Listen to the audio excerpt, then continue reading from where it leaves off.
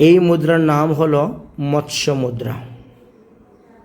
এটি একটি পবিত্র যৌগিক হস্তমুদ্রা বা হস্তভঙ্গি, যা মাছের আকার ধারণ করে। এটি শক্তি সঞ্চালন, শরীরকে শান্ত করা এবং গ্রাউন্ডেড থাকতে সাহায্য করে।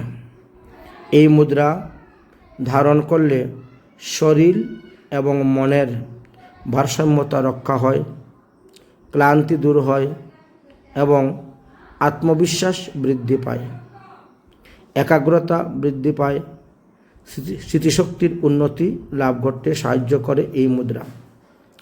তো কেউ কেউ ভগবানের মৎস্যকূর্ম আদি বিভিন্ন অবতার আছে, তো এই মুদ্রা দর্শন করায় ভগবানের মৎস্য অবতার কথা ভগবানকে স্মরণ করিয়ে দেওয়া হয়। কেউ কেউ বা দেবদেবীর নামে যখন ভোগ লাগায়, অনেক ব্রাহ্মণগণ দেবদেবীর নামে যখন ভোগ লাগান, তখন তারা এইভাবে ভোগের উপরে মৎস্য মুদ্রা দেখিয়ে থাকেন। তো অনেকেই ধেনু মুদ্রা, গ্রাস মুদ্রা, মৎস্য মুদ্রা, পঞ্চপ্রাণ মুদ্রা ইত্যাদি দর্শন করিয়ে থাকেন ভোগ লাগানোর সময়। এই জন্য এই মুদ্রাটার চিহ্ন আপনাদেরকে দেখাইলাম।